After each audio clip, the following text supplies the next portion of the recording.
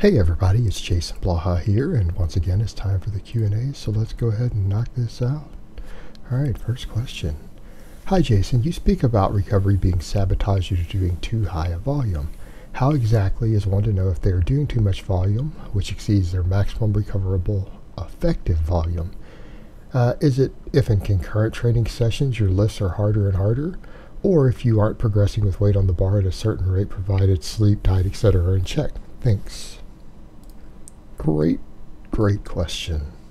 High on the list, out of the ones you listed, are going to be lack of progress, meaning you should have some idea when you enter a program based upon experience level, things like that, if you're going to be able to progress at a certain rate or not. And if you start missing lifts or you can't hit target numbers regularly on any given program, you're probably exceeding your maximum recoverable volume. Now, that being said, with that, a lot of people would say, well, you know, maybe I'm not eating enough, I'm not gaining weight, or I'm doing something different on your diet. Well, if you're not eating enough to gain weight and you're not a noob, you should expect your progress to be slow. You should expect different progression rates, and you should consider that your maximum recoverable volume is going to be lower, because food affects recovery. And so does sleep. So it's like, that's the question you ask if you know that diet and rest are on point. What are the other signs? Well, that's part of your problem, is that diet and rest are oftentimes rate limiters themselves in maximum recoverable volume. So if those aren't in an ideal environment matched to your training, that can be a problem. And that's a perfect example. Any sort of aggressive high volume approach to training requires a caloric surplus.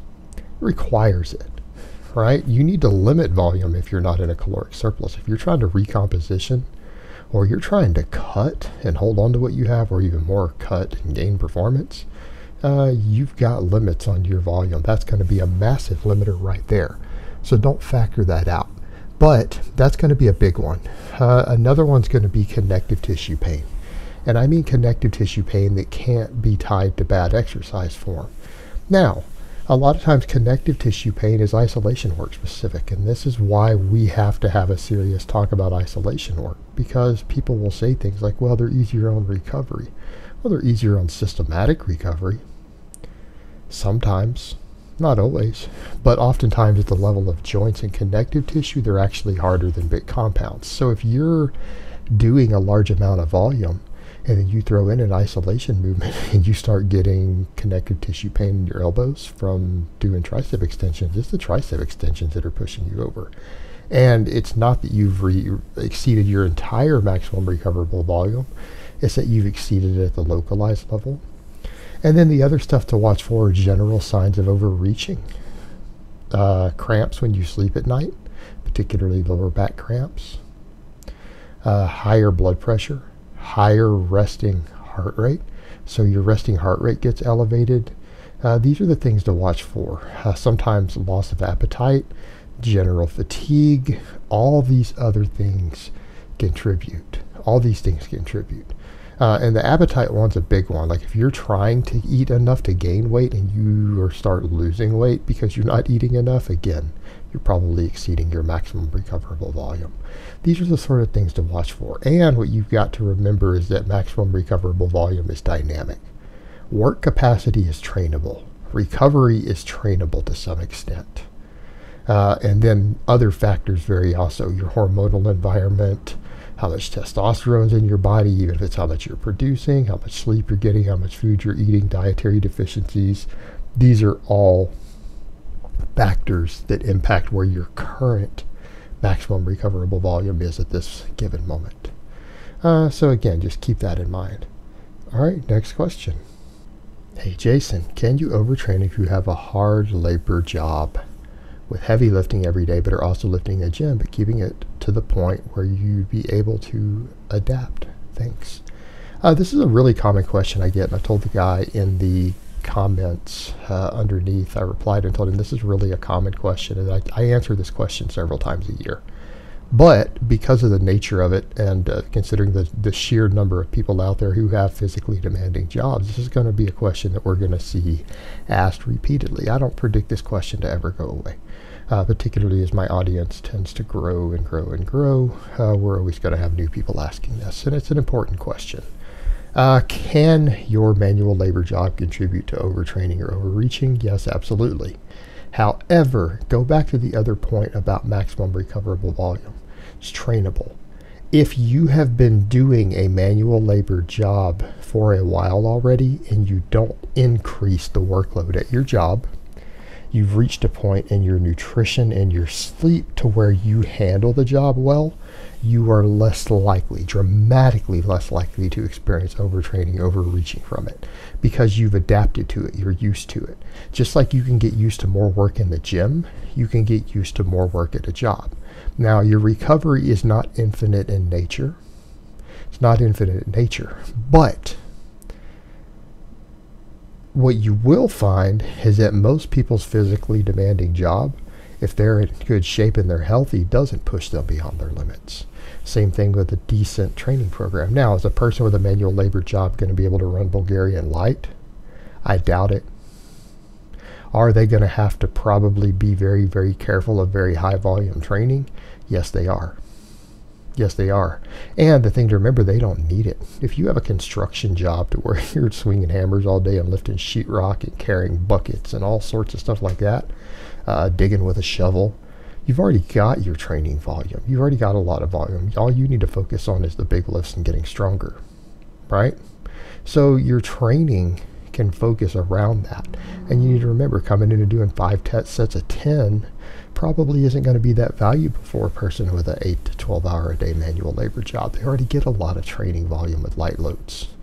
You know, they already have that. They're not going to benefit from it much. They're going to benefit from is just getting stronger. They're going to benefit more from heavier load, lower volume training because they already have that other element there. And they're probably going to be in better shape going into their training with a higher work capacity, better stabilizers than a sedentary person who goes into training. They're going to come in at an advantage. In my experience, they're going to be primed to make fantastic gains because they're coming in with a base already. And I've seen it many times. I lived out in the country originally, and that's what we saw a lot of. These high school kids who've been baling hay and building fences and stuff. They go start playing high school football. They start lifting weights. They get checked really fast because they're going in already in shape from the work they're doing at home. They're already in shape. And they're primed to make gains. So, you know, again, there are downsides to it, but there are also upsides to it. All right, next question. Hey, Coach. A recent study here in Australia found a link between soft drinks and cancer, which we have been assuming for a while now. However, the same risk was not associated with artificially sweetened beverages. You know, and he went on to say that maybe is artificial sweeteners getting a bad rap, and I'm going to say, yeah, artificial sweeteners do get a bad rap, and it's not necessary. And I'm not saying they're the most perfect thing in the world to drink, but they've been vastly overhyped in terms of risks. Why would we possibly see a link between sweetened beverages like sodas and cancer? Multifold in nature. Number one, excessive intake of fructose, which is what you see here. It's usually high fructose corn syrup, which is slightly higher, just a hair higher than table sugar per gram in fructose, can contribute to insulin resistance when consumed in excess. And you've got to remember that, guys. If you're a physically active person who burns through the calories and it's not an appetite issue, drinking a soda every day may not have a single negative impact on your health. It may not. It's all about excess. Well, excess fructose contributes to that.